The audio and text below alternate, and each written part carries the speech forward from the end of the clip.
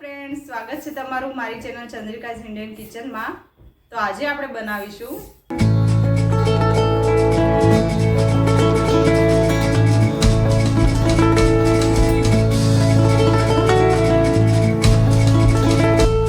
Friends आज આપણે બનાવીશું સાતમ માટે ફૂલ થાળીની રેસીપી। અને આ થાળી સાતમના દિવસે તમે ઠંડી ખાશો તો પણ ખાવાની ખૂબ જ મજા આવવાની છે। तो आ रेसिपी एक बार थी जरूर थी ट्राई करजो।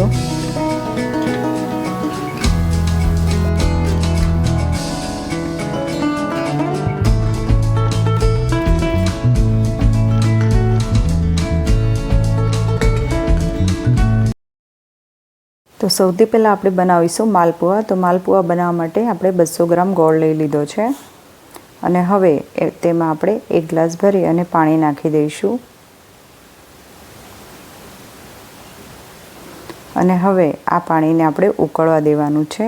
તો ગેસ ચાલુ કરી અને આ પાણીને આપણે ઉકાળી લઈશું અને ગોળ તેમાં ગળી જશે।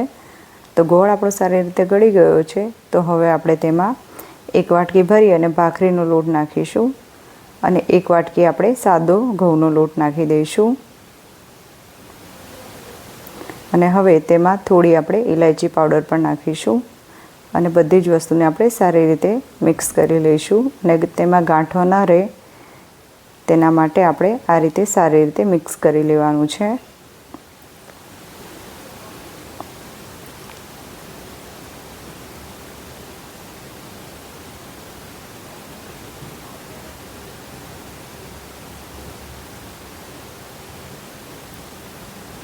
તો આપણું બેટર એકદમ સરસ આ રીતે મિક્સ થઈ ગયું છે। तो हवे आपणे तेमां ढांकण ढांकी अने 4 कलाक माटे मूकी दईशुं। तो 4 कलाक पछी आपणुं बेटर आ रीते एकदम थीक थई गयुं छे। तो हवे आपणे तेमां थोडुं पाणी नाखी दईशुं अने आ बेटरने आपणे थोडुं पतलुं करवानुं छे। तो थोडुं पतलुं करी लईशुं। तो एकवार फरीथी आपणे आ रीते फेटी लईशुं। तो आपणुं बेटर एकदम सरस आ रीते पतलुं थई गयुं छे। અને હવે આપણે તેલ ગરમ મૂકી દઈશું। તો તેલ આપણું આ રીતે ગરમ થઈ ગયું છે। તો હવે આપણે તેમાં ચમચાના મદદથી આ રીતે માલપુડા ગોઠવીશું। તો આ રીતે આપણે માલપુઆને ગોઠવી લઈશું તેલમાં।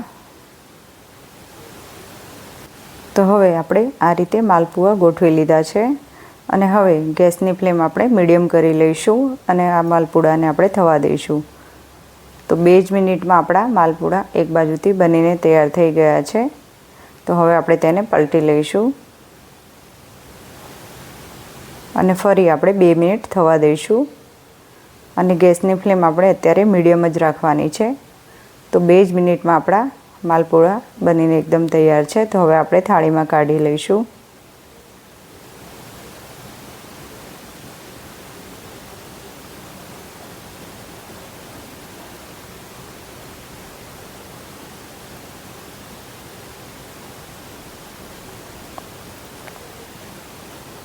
અને હવે આપણે ઉપરથી આ રીતે થોડું ખસખસ પણ નાખી દઈશું।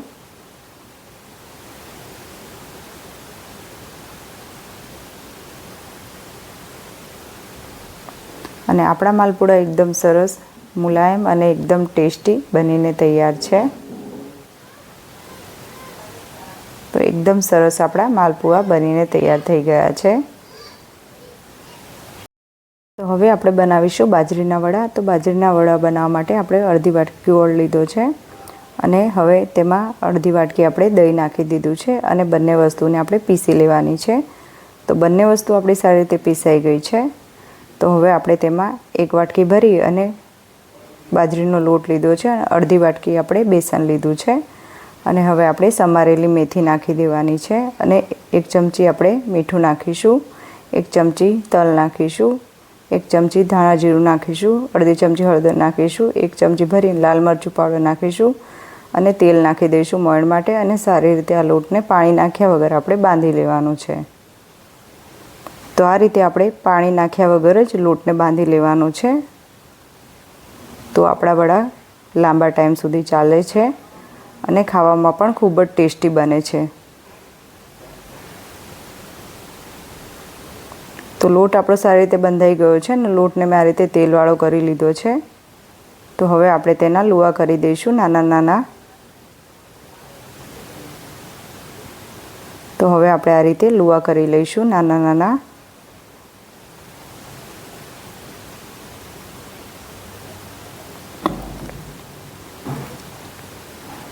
અને હવે હથેળી ઉપર આપણે તેલ લગાડી લઈશું અને આપણે આ રીતે વડાને દબાવી અને શેપ આપી દઈશું.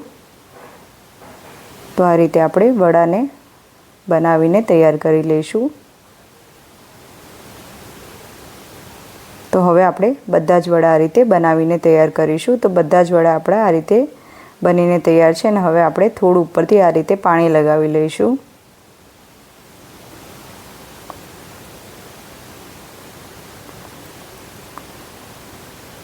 અને હવે આપણે ઉપરથી આ રીતે થોડા તલ નાખી દઈશું.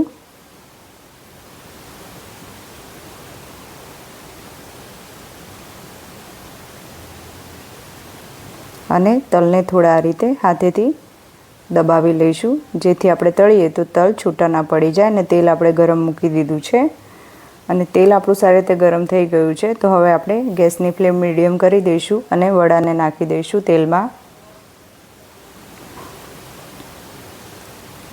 તો વડા આપણા એક બાજુથી તળાઈ ગયા છે. તો હવે આપણે પલટી લઈશું અને બીજી બાજુ પણ આપણે તેને તળી લઈશું.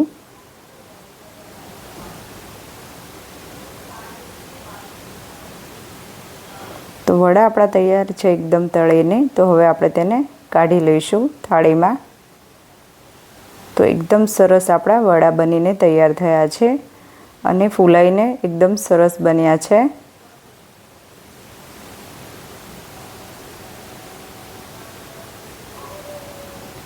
અને હવે આપણે બીજા વડા પણ આ રીતે બનીને તૈયાર કરીશું. તો આપણે બીજા વડા પણ આ રીતે તળી લીધા છે. તો હવે તે વડાને પણ આપણે એક થાળીમાં કાઢી લઈશું.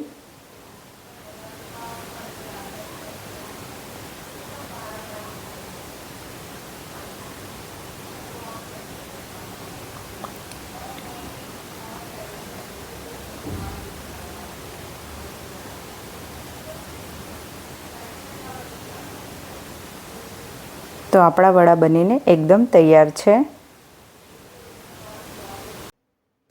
હવે આપણે બનાવીશું ભીંડાનું શાક. તો ભીંડાનું શાક બનાવવા માટે મેં આ રીતે 500 ગ્રામ ભીંડા લીધા છે અને તેને આ રીતે વચ્ચેથી સમારી અને 4 ટુકડામાં મેં સમારીને તૈયાર કરી લીધા છે. તો હવે આપણે ભીંડાને વઘારવાના છે. તો તેના માટે આ રીતે એક કઢાઈમાં મેં 2 ચમચા ભરી અને તેલ લઈ લીધું છે અને તેલને આપણે ગરમ થવા દઈશું. અને તેલ ગરમ થઈ જાય પછી હવે આપણે ભીંડા પણ તેમાં નાખી દેવાના છે. તો બધા જ ભીંડા આપણે આ રીતે નાખી દઈશું અને હવે આપણે તેમાં મીઠું નાખી દઈશું 1 ચમચી ભરી અને અડધી ચમચી આપણે હળદર નાખી દઈશું. અને આ ભીંડાને હવે આપણે 5 મિનિટ માટે આ રીતે થવા દઈશું અને ગેસની ફ્લેમ આપણે મીડિયમ રાખી લઈશું અત્યારે. તો 5 મિનિટ પછી આપણા ભીંડા આ રીતે 50% થઈ ગયા છે. તો હવે આપણે તેમાં મસાલો ઉમેરીશું. તો આ મસાલો મેં ઘરે જ બનાવીને તૈયાર કર્યો છે અને તેની રેસીપી તમને મારા વિડીયોમાં મળી જશે. તો તમે મારા ચેનલ પર જઈ અને જોઈ શકો છો. તો આ મસાલાથી આપણે કોઈ પણ ભરી અને શાક બનાવવું હોય તો આપણે બનાવી શકીએ છીએ. અને હવે આપણે મસાલો નાખ્યા પછી 5 મિનિટ સુધી થવા દઈશું ફરીથી ભીંડાને.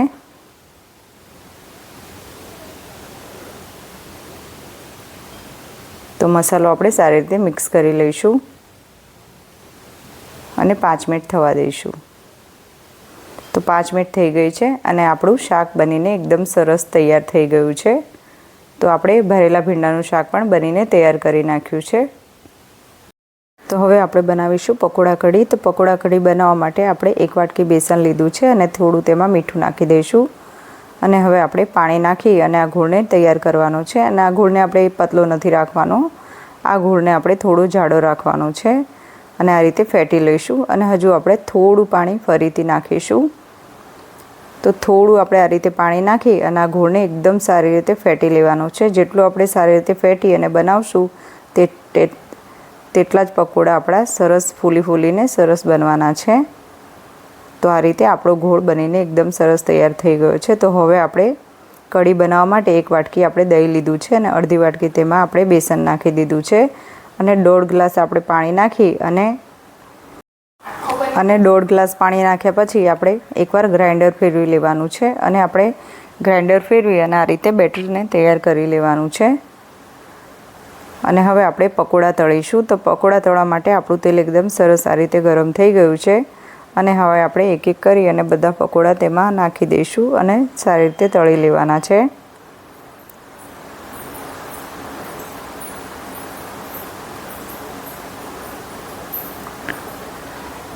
તો હું એક જ ઘાણમાં બધા જ પકોડા આ રીતે નાખી રહી છું। તો હવે આપણે બધા જ પકોડા નાખી દઈશું।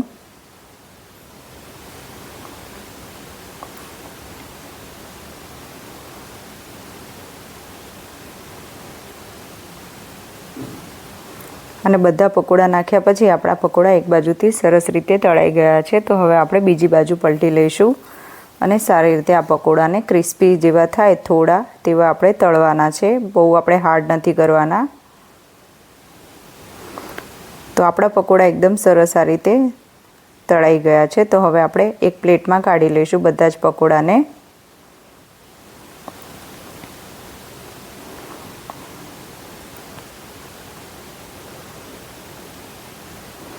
અને હવે વધારાનું તેલ આપણે બધું જ કાઢી લેવાનું છે અને ફક્ત 1 ચમચો તેલ આપણે રહેવા દેવાનું છે।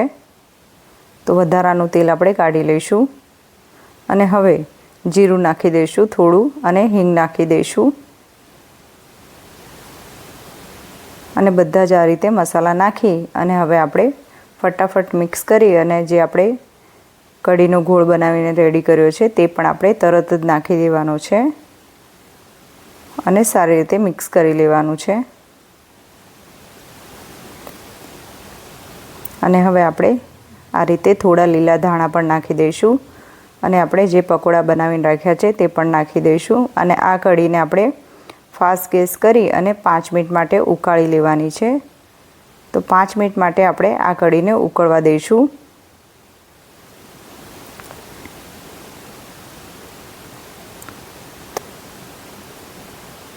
તો કઢી આપણે એકદમ સરસ આ રીતે ઉકળી રહી છે। હવે આપણે બનાવીશું દૂધીના મૂઠિયા। તો તેના માટે 2 વાટકી ભાખરીનો લોટ, 1 ચમચી તલ, 1 ચમચી મીઠું, 1 ચમચી આપણે લાલ મરચું પાવડર નાખ્યો છે, અડધી ચમચી આપણે હળદર નાખી છે, 1 ચમચી આપણે ધાણા જીરું નાખ્યું છે, થોડો આપણે અજમો નાખ્યો છે અને 1 ચમચી ભરી અને આપણે ખાંડ નાખ્યું છે અને 1 ચમચી અડધી વાટકી મેં આ રીતે દહીં લીધું છે અને 1 ચમચો ભરી અને મેં આ રીતે તેલ લઈ લીધું છે અને હવે આપણે મેં દૂધી છીણી લીધી હતી આખી અને તે પણ મેં આ રીતે નાખી દીધી છે અને હવે આપણે પાણી નથી નાખવાનું। જે દૂધીનું પાણી છૂટે છે તેમાં જ આપણે આ લોટ બાંધવાનો છે। તો એકદમ આસાનીથી આપણો આ લોટ બંધીને તૈયાર થઈ જશે। આપણે કોઈ પાણી નાખવાની જરૂર નથી પડવાની આમાં। તો આપણે આ લોટને આ રીતે બાંધી લેવાનો છે। લોટ આપણો બંધાઈને તૈયાર થઈ ગયો છે। તો હવે આપણે આ થાળીમાં લઈ લઈશું અને થાળીમાં મેં પહેલેથી જ તેલ લગાવીને રાખ્યું છે। તો હવે આપણે આ લોટને લઈ લીધો છે અને હવે આપણે તેને થેપી દઈશું કારણ કે આપણે સાતમના દિવસે એટલો ટાઈમ નથી હોતો મૂઠિયા બનાવવાનો। તો આ રીતે હું થેપીને જ બનાવી રહી છું અને હવે આપણે કઢાઈમાં આ રીતે મૂકી દઈશું। તો હવે આપણે મૂઠિયાને બાફવાના છે। તો હવે આપણે ઢાંકણ ઢાંકી અને 15 મિનિટ સુધી આ રીતે ફાસ્ટ ગેસ ઉપર બાફી લીધા છે મેં। તો હવે આપણા મૂઠિયા ઠંડા થઈ ગયા છે। તો હવે આપણે ચાકુની મદદથી આ રીતે પીસ કરી લેવાના છીએ। તો હવે આપણે પીસ કરી લઈશું અને એકદમ સરસ જાળીદાર અને રૂ જેવા પોચા આપણા મૂઠિયા બનીને તૈયાર થયા છે। તો એકદમ સરસ આપણા મૂઠિયા બન્યા છે।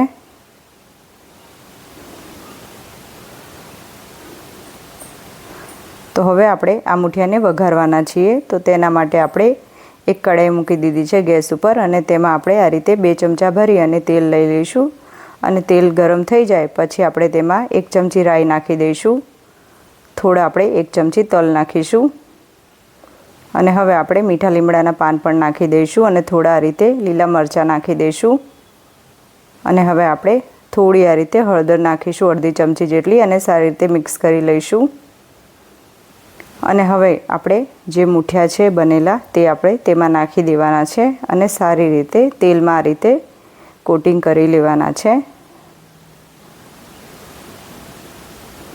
તો એકવાર સારી રીતે આ રીતે હળવા હાથે આપણે હલાવી લઈશું.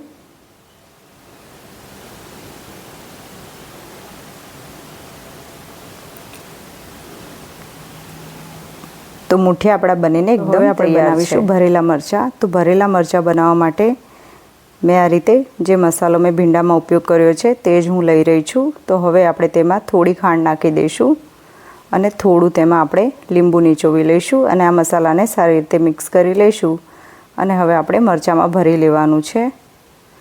તો આ રીતે આપણો મસાલો જો પહેલેથી તૈયાર હોય તો આપણું કામ એકદમ સરળ બની જાય છે. તો હવે આપણે આ મસાલાને મરચાંમાં ભરી લેવાનો છે. તો હવે આપણે આ મસાલાને આપણે મરચાંમાં ભરી લઈશું અને બધા જ મરચાં આપણે આ રીતે ભરી અને તૈયાર કરી લેવાના છે. તો બધા મરચાં આપણા રેડી થઈ ગયા છે. તો હવે આપણે તેને તળવાના છીએ. તો પેનમાં આપણે 2 ચમચી તેલ નાખી અને આ રીતે બધા મરચાંને ગોઠવી લેવાના છીએ. તો બધા મરચાં આપણે આ રીતે ગોઠવી લઈશું અને હવે ગેસની ફ્લેમ આપણે એકદમ સ્લો કરી લેવાની છે અને ઢાંકણ ઢાંકી અને આ મરચાંને આપણે 3 થી 4 મિનિટ થવા દેવાના છે. તો 3 થી 4 મિનિટ થઈ ગઈ છે અને આપણા મરચાં બનીને એકદમ તૈયાર છે. હવે આપણે બનાવીશું મેથીના થેપલા. તો મેથીના થેપલા બનાવવા માટે મેં 1 વાટકો બાજરીનો લોટ લીધો છે અને 1 વાટકો ઘઉંનો લોટ લીધો છે. હવે આપણે તેમાં 1 ચમચી ધાણા જીરું નાખી દઈશું, 1 ચમચી આપણે લાલ મરચું પાવડર નાખીશું, અડધી ચમચી આપણે હળદર નાખીશું, 1 ચમચી તલ નાખીશું, સ્વાદ પ્રમાણે આપણે મીઠું નાખીશું અને મેથીને આપણે સુધારી અને ધોઈ અને આ રીતે મેં નાખી છે. 1 ચમચી ભરીને આપણે તેલ નાખી દઈશું અને હવે આપણે થોડી આ રીતે છાશ નાખી અને આ લોટને બાંધી લેવાનો છે. તો આ લોટને આપણે બહુ હાર્ડ પણ નથી બાંધવાનો અને એકદમ નરમ પણ નથી બાંધવાનો. આ લોટને આપણે મીડિયમ બાંધવાનો છે અને આપણે છાશથી આ રીતે લોટ બાંધીશું. તો હજુ આપણે થોડી આ રીતે છાશ નાખી દઈશું અને હવે આપણે એકદમ સરસ લોટ બાંધી અને તૈયાર કરી લઈશું.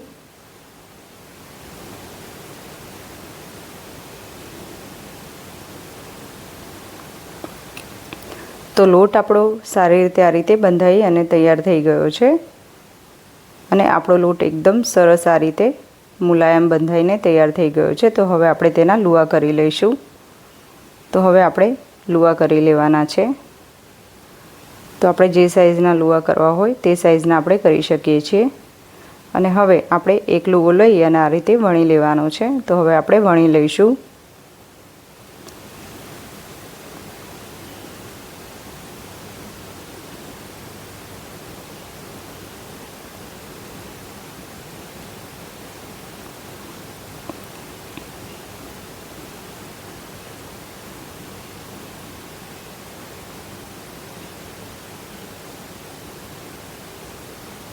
તો થેપલું આપણું સારી રીતે આ રીતે વણીને તૈયાર થઈ ગયું છે. તો હવે આપણે તેને શેકી લઈશું. તો શેકવા માટે તવો આપણે ગરમ મૂકી દીધો હતો. તવો ગરમ થઈ ગયો છે. તો હવે આપણે થેપલાને શેકી લઈશું. તો એક બાજુથી સારી રીતે શેકાઈ જાય તો હવે આપણે બીજી બાજુ પણ પલટી લઈશું અને હવે આપણે થોડું આ રીતે તેલ નાખીશું ઉપર અને ફેલાવી લઈશું તાવીતાના મદદથી અને પલટી અને આપણે એ બાજુથી શેકી લેવાનું છે. અને હવે આપણે ઉપરની સાઈડ તેલ નાખી અને થોડું ફેલાવી લઈશું આ રીતે અને હવે આપણે જે ભાખરીનું આવે છે દબાવવાનું તેનાથી થોડું આ રીતે દબાવી અને આ થેપલાને આપણે શેકી લઈશું.